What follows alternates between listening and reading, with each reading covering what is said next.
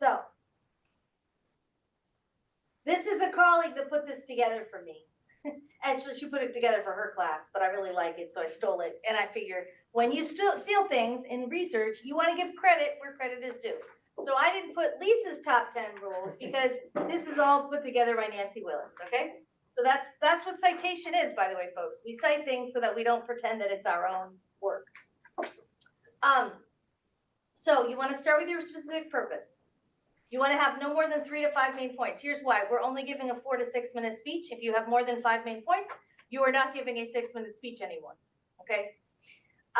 You want to use for your supporting speech, you want to use A, B, C. If you have an A, you must have a B. Make sure that the same level of information per main point. Don't write a paragraph in the body of your speech. You want to have 1 sentence per letter or number. So if you have an A, write 1 sentence, don't write a full paragraph. Make sure that you indent. That's less important to me than it was to Nancy Willis, but having an A and then having the 1 under it be slightly to the right helps visually follow that information. Once you've finished your body, go back through and say, hey, is this sequence make sense? Then, and only then, should you go back and work on your introduction and your conclusion. That may sound weird. Why? Why do you think it's so important? Yeah. Sometimes what you write for your introduction might completely change when you're actually writing your body paragraphs. You could be writing something completely different. Go back and read everything and be like, my introduction makes no sense with what I just wrote. Exactly. Well put. Nicole, you put it really well. So the point is, you have a great introduction maybe in your head, and you're like, oh, Bridgewater Triangle, I'm going to give this great introduction about the King Philip's War, because a lot of people think that the reason that this area is so haunted is because it was the site of a major skirmish with the Native American population at the time, who was run by King Philip. King Philip was actually native, and Sachem, and one of the things that we don't realize is how incredibly, because it's hundreds of years ago, incredibly bloody that war was. So there's a lot of spears at the time. But if your rest of your speech is talking about modern things like the red-headed hitchhiker, or the fact that some people think that the Hockomock Swamp has a Bigfoot.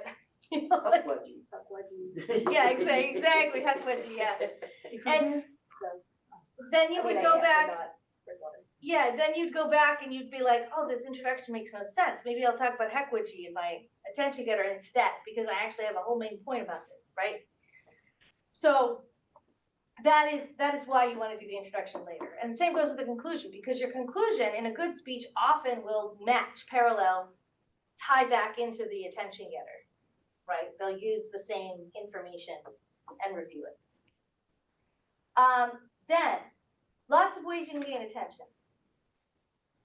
Shocking statistics, quotations, story, metaphor. For example, I could say 40% of college students suffer from some sort of mental health issue. And that's an actual real statistic, folks. That's crazy, right? I mean, if we think about how many people, are currently either stressed out or having mental health issues, we're not alone. So that's a good attention getter because it's relevant to the topic, it's relevant to your audience, college students, and it gets people want to pay attention to your speech.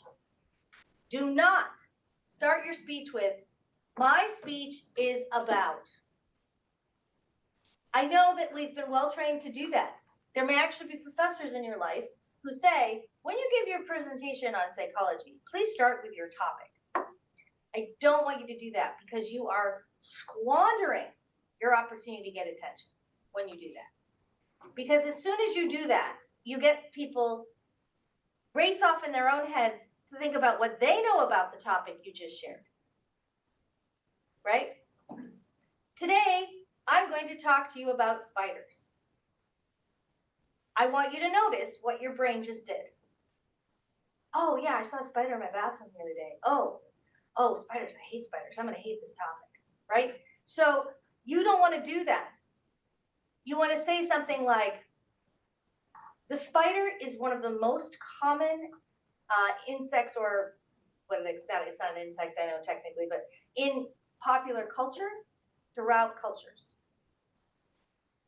Now, people are paying attention to me. They're not thinking about the spider in the bathroom that they almost squashed last night. They're thinking about, wow, really? Oh, that's interesting. So start with the attention getter. Then you can say, my topic today is about spiders, because you've got their attention. So the first 5 seconds of your speech are the most important to get attention. And don't ask direct questions, okay? It's not time for give and take. It's not time for a dialogue. You don't want to say, hey, how many of you guys like spiders? No, don't do that. Okay? You can ask rhetorical questions. So you say, I bet a lot of you don't like spiders. And if I were to ask you, probably half of you would say, I hate them. So that would be a good attention getter, okay? But you don't want to ask a question that actually requires them to answer. How many of you have used illegal drugs? It's an actual question that somebody once asked as their attention getter. And I almost interrupted the speech. Because an attention getter should not make your audience uncomfortable.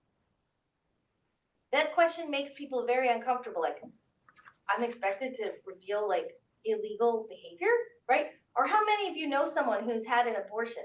Totally inappropriate question. And yes, somebody asked that one. So don't ask. So that's why, you see why I want you to ask rhetorical questions, which are not actual questions, you know?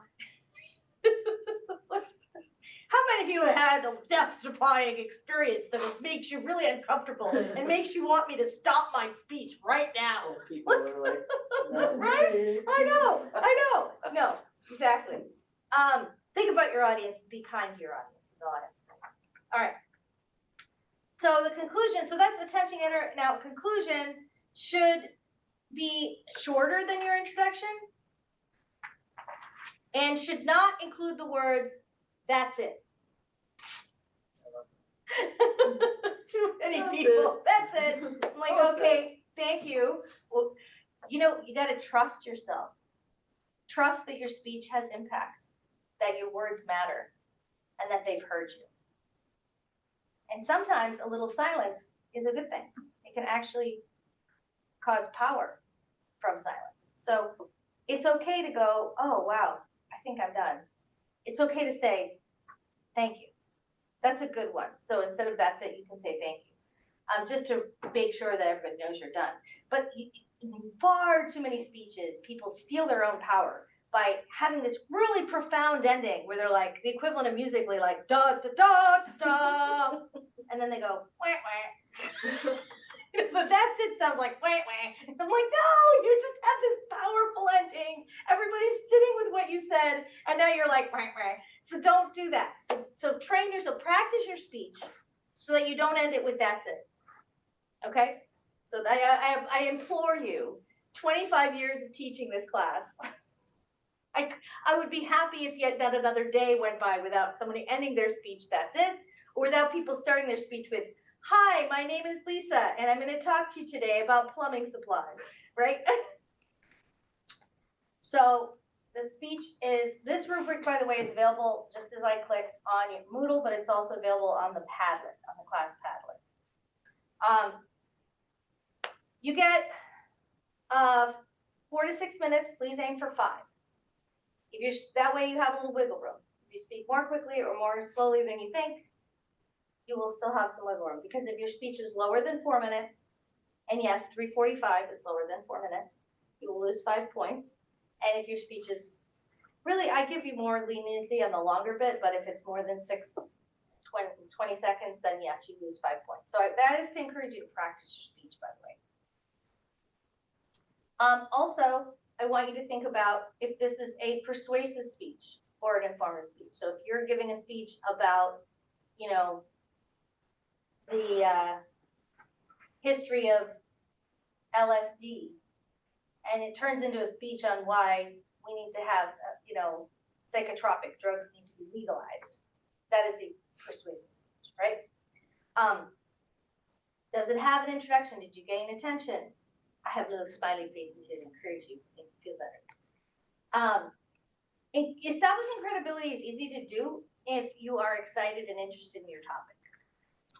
If you're struggling for a topic, history of an object, medical condition, or an animal, plant species, or location are all great speech topics. So just think about that, mull that over. But so that is about 25 points right there. Your audience analysis, I just want to make sure that you think about, am I using terminology that my audience will understand? Am I giving stories and examples that they can relate to?